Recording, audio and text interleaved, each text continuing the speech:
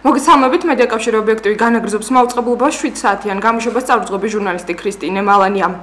განათლების სამინისტროს მიერ საატესტატო გამოცდების დანერგვის შემდეგ სულ უფრო და უფრო გაიზარდა მოთხოვნა პროფესიული სასწავლო ცენტრებზე. არის თუ არა შესაძლებელი საატესტატო გამოცდების გავლის გარეშე 9 კლასის განათლების ბაზაზე ამ კოლეჯებში ჩაბარება და რომელი სასწავლებლები გვთავაზობენ ამ სახის მომსახურებას. სწორედ ამ თემასთან დაკავშირებით ჩემი დღევანდელი გადაცემის სტუმრები არიან პროფესიული სასწავლო ცენტრის იკაროსის დირექტორი ბატონი მათე ტაკიძე და მასკის ხარისხის უზრუნველყოფის სამსახურის უფროსი ქალბატონი ეკა ბარათაშვილი. ძალიან დიდი მადლობა რომ დღეს ჩემი სტუმრები ხართ და გადავიდეთ კითხვაზე. არის თუ არა შესაძლებელი საქართველოში 9 კლასის განათლების ბაზაზე მივიღოთ პროფესიული განათლება და რა სახის მომსახურებას გვთავაზობთ როგორც მასკი ასევე იკაროსის ბატონი მათე დავიწყოთ თქვენგან. მოგესალმებით, მადლობა მოწვევისთვის. ძალიან საინტერესო თემა გახლავთ თვითონ განათლების სისტემა, იმიტომ რომ ჯერ თემა გახლავთ, რომელიც მუდმივად არის ამოუწურავი და ნებისმიერი რეფორმა, რომელიც განათლების სისტემას უკავშირდება, ეს თემა გახლავთ მუდმივად რეფორმების ქვეშ, იმიტომ რომ არ შეიძლება ერთ კონკრეტულ დღეს განათლება დაიწყო, თქვა რომ რეფორმა დაავიწყდა და ერთ კონკრეტულ დღეს თქვა რომ ეს დავამთავრე, იმიტომ რომ მუდმივად უნდა იყოს ძიების პროცესში.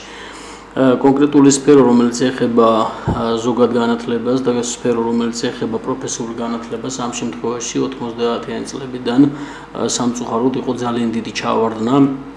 ადრე იყო სისტემა, რომელიც იყო სამწუხაროდ კომუნისტების ეპოქაში კოლეჯები, რომელიც დღეს იწოდება კოლეჯებად, უკვე როგორც პროფესიული სწავლების ცენტრები და კონკრეტულად როგორც პროფესიული ტექნიკუმები, როგორც ადრე იწოდებოდა, ესე აღარ იწოდება, ეს აბსოლუტურად ახალი მიდგომა და ახალი სისტემა და თუ ის იყო პერიოდის განმავლობაში, რაღაც პერიოდის განმავლობაში მაქსიმალური ყურადღების მიღმა, დღეს მინდა გითხრათ, რომ აბსოლუტურად შეიცვალა მიდგომები. თუ კი არსებობდა სადღაც 2000 წელს დაახლოებით 2004 წლამდე სტანდარტებში და პროგრამებში რამოდენიმე ათეული მიმართულება პროფესიული, დღეს მინდა გითხრათ, რომ დაახლოებით 1200-ზე მეტი სტანდარტი და პროგრამა გახლავთ დაწერილი, ანუ 1200 მიმართულება გახლავთ, რომელზეც შეუძლია სტუდენტს შეიტანოს განაცხადი და დაიწყოს სწავლება და მინდა გითხრათ, რომ ეს ყველაფერი გამომდინარეობს ბაზრის მოთხოვნიდან. ეს არის შესწავლილი ქართული ბაზარი, შესაბამისად ჩდება მოთხოვნა და მოთხოვნის შემდგომ შესაბამისად იქნება ახალი მიმართულებები, რომელზეც შემდგომ შეუძლია ბავშვებს ჩააბაროთ. რაც შეეხება საატესტაციო გამოცდებს, თქვენ მოგეხსენებათ, რომ ეს რეფორმა ძალიან დიდი ხანია დაიწყო, მიუხედავად ამისა 6000 ადამიანი დარჩა ისეთი 6000 ბავშვი, რომელმაც ვერ გაიარა შესაბამისად საატესტაციო გამოცდები, ამიტომ მათთვის შესაბამისად უნდა გახსნილიყო ახალი მიმართულება. პროგრამის დანერგვა საატესტატო გამოცდები. აბსოლუტურად ვეთანხმები, რაც ზრდის და შედეგს მოგცემს დაახლოებით 2-3 წლის შემდგომ, იმიტომ რომ ეს არა მხოლოდ ერთი რომელიმე კონკრეტული საგანში განათლების მიღებას, არამედ აბსოლუტურად ყველა მიმართულებით ზოგადი განათლება სისტემა ზოგადი განათლება, ამიტომ ზოგადი განათლება ადამიანს ყველა საგნობრივ დისციპლინაში უნდა კონდეს და ეს არ უნდა კონდეს მხოლოდ იმ დონეზე, რომ რაღაც საწყის დონეზე იცოდეს. ამდენად ჩვენ მოგცემს საშუალებას წელს მინდა ვთქვა, რომ ძალიან კარგად ჩაიარა, იმიტომ რომ ძალიან ბევრმა ბავშვმა წარმოაჩინა საკუთარი თავი და ანალოგიურად მინდა გითხრათ, რომ მომავალ წელს და უფრო დაახლოებით 2-3 წლის შემდგომ შედეგი იქნება აბსოლუტურად განსხვავებული, გამომდინარე იქედან, რომ თვითონ პედაგოგებში мотиваცია იზრდება და განსაკუთრებით იზრდება мотиваცია ბავშვებში. სკოლა ვალდებულებას ღებულობს უკვე რომ მოამზადოს ხარისხიანი და მაღალი სტანდარტის ბავშვები განათლების მიმართულებით, ამდენად ეს ძალიან მნიშვნელოვანი ფაქტორი გახლავთ. მაგრამ ის ადამიანები, რომლებმაც ვერ ჩააბარეს, ამ შემთხვევაში თქვენი კითხვა პირდაპირ პასუხობს შესაბამისად, სად შეიძლება წავიდნენ ეს ადამიანები. ჩვენ ვთავაზობთ ორი მიმართულებით ამ ბავშვებს განათლების მიღებას. ერთია 9 კლასის ბაზაზე, შეუძლიან როცა ბავშვი ამთავრებს ზოგად არასრულ განათლების დიპლომს ღებულობს, შეუძლია მას შესაბამისად წარმოადგინოს ატესტატი კოლეჯში და ამის საფუძველზე მიიღოს განათლება, ან შესაბამისად დაამთავროს თუნდაც ზოგადი განათლება, მიიღოს ატესტატი და ატესტატის მიღების შემდგომ მოვიდეს ჩააბაროს და მიიღოს ანალოგიურად პროფესიული განათლება, რომლის შემდგომადაც მას აქვს გარანტირებული, თუ კი ის მოტივირებული იქნება დასაქმება. ეს ძალიან მნიშვნელოვანი თემა არის და ამაზე მე გადავიდეთ მასკზე, რას თავაზობს მასკი 9 კლასს დამთავრებულებს და არის თუ არა იგივე პირობა ძალაში, რომ 9 კლასს დამთავრებულს და 11 კლასს დამთავრებული მოსწავლეც შეიძლება გახდეს თქვენი სტუდენტი? მოგესალმებით. რა თქმა უნდა, ეს კანონის მიხედვით მოქმედებთ ჩვენც და კანონით დაკანონებულია, რომ 9 კლასის ბაზაზე ყველა მას ადამიანს უფლება აქვს მიიღოს პროფესიული განათლება, აქედან გამომდინარე ჩვენ შევიმუშავეთ ბევრი სპეციალობა და თუ თვითონ სტანდარტი, სახელმწიფო სტანდარტი არ ზღუდავს, მაგალითად არის ტურიზმის მიმართულება, სადაც არის მოთხოვნა, რომ ბავშვი უნდა იყოს ან მინიმუმ 18 წლის, ან უნდა ქონდეს უბრალოდ საშუალო, სრული საშუალო განათლება, აქედან გამომდინარე დანარჩენი სპეციალობები ჩვეულებრივ 9 კლასის ბაზაზე ვიღებთ სპეციალობებს. გვაქვს ტურიზმის მიმართულებით არის ეს შეზღუდვა? შეზღუდვა ჩვენთვის ჩვენ სასწავლებელში არსებულ პროგრამებში მხოლოდ ტურიზმში არსებობს, იმიტომ რომ ჩვენ გვაქვს ბიზნესის ადმინისტრირება, სადაც 9 კლასის ბაზაზე ვიღებთ, გვაქვს სპეციალობები ჯანდაცვის მიმართულებით, იგივე ჟურნალისტიკის მიმართულებით, გვაქვს კორესპონდენტის სპეციალობა, ინფორმაციული ტექნოლოგიების მიმართულებით. აქედან გამომდინარე, ყველა სპეციალობა ითვალისწინებს 9 კლასის ბაზაზე სტუდენტების მიღებას. მხოლოდ ტურიზმში გვაქვს ეს შეზღუდვა.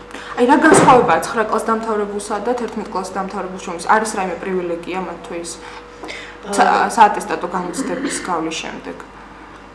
თუ ერთი და იგივე დონეზე დგანან სასწავლებელში? სასწავლებელში იცით როგორ არის რა თქმა უნდა არის დიდი სხვაობა 9 კლასსა და 12 კლასს დამთავრებულ ბავშვებს შორის იქიდან გამომდინარე რომ ზუსტად იმ 3 წლის მანძილზე სკოლაში დისკუსია რჩებიან მაშინ ბავშვები თუ არ იღებენ ისინი უფრო მეტ განათლებას. აქედან გამომდინარე ისინი უფრო მოტივირებულები არიან სხვას ყველაფერს რომ თავი დავანებოთ, მათ უფრო ზუსტად იციან რა უნდათ უმაღლესი სწავლის გაგრძელება და ამისთვის ემზადებიან და აკეთებენ თავიანთი შესაძლებლობის მაქსიმუმს, თუ ისინი შემდეგ მაინც ბრუნდებიან პროფესიულ განათლებას და აგრძელებენ პროფესიული განათლების მიღებას. კი ბატონო მათე რას თავაზობს იკაროს პროფესიული სასწავლო ცენტრი მოსწავლეებს, რომელსაც უნდათ გახდნენ თქვენი სტუდენტი? აი რა მიმართულებით შეუძლიათ ისწავლონ? ჩვენ თავაზობთ ძალიან ბევრ დისციპლინას. ტურიზმის სეგმენტში მოვიაზრებთ აბსოლუტურად ყველაფერს, დაწყებული კულინარია, კონდიტერია, გიდი, ტუროპერატორი, სასტუმრო საქმე, სერვისი.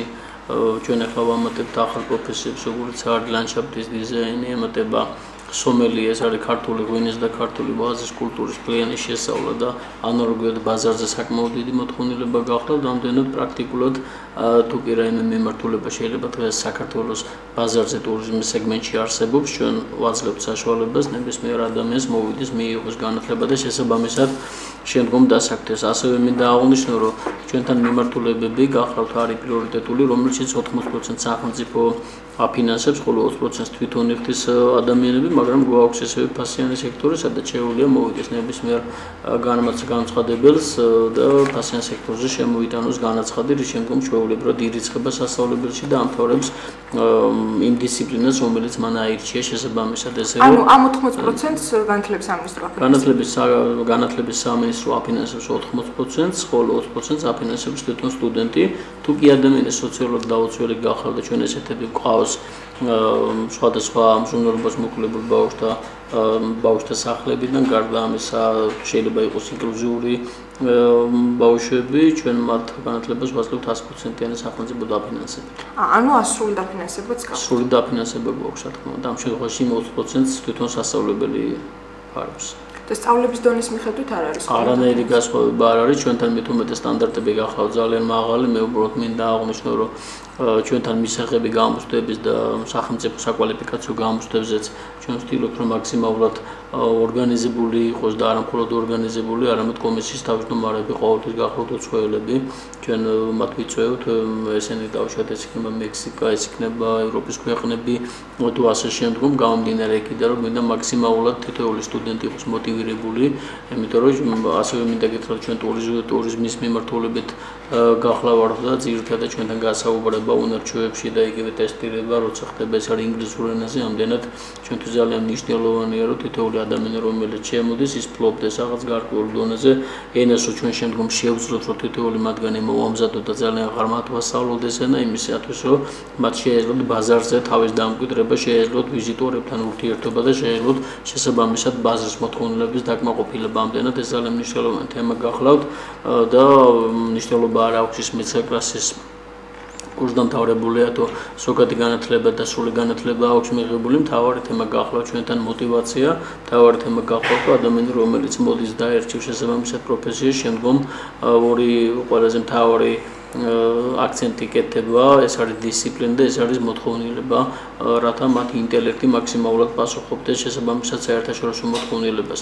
ამისთვის ჩვენ ყველაფერს ვაკეთებთ, ეს არის უცხოელი ექსპერტების ჩამოყვანა, ეს არის გაცვლითი პროგრამები, ეს არის სხვადასხვა საერთაშორისო ხელშეკრულებები, სხვადასხვა ცნობილ კოლეჯებთან და ცნობილ უნივერსიტეტებთან, ამდენად მაქსიმალურად ვცდილობთ ყველაფერს სტანდარტები იყოს ძალიან მაღალი და ადამიანი, რომელიც დაამთავრებს შესაბამისად კოლეჯს, მას ჰქონდეს განცდა იმისა, რომ ეს წლები მას მაქსიმალურად აქვს ათვისებული და ეს მიგვითითებს იმას, რომ ესევე დასაქმება, რომელიც უმთავრესი გახლავთ ამ შემთხვევაში, დასაქმებაც გახლავთ 86-დან 90%-მდე და გონებთ ძალიან მაღალი მაჩვენებელი. მე მინდა რომ ეტაპობრივად მიყვეთ ამ ყველაფერს, იმიტომ რომ ძალიან აქტუალური და შეიძლება ითქვას პრობლემური საკითხიც არის მით უმეტეს ამ გართულებული გამოცდების შემდეგ ძალიან ბევრ მოსწავლეს აწუხებს ეს პრობლემა, მაგრამ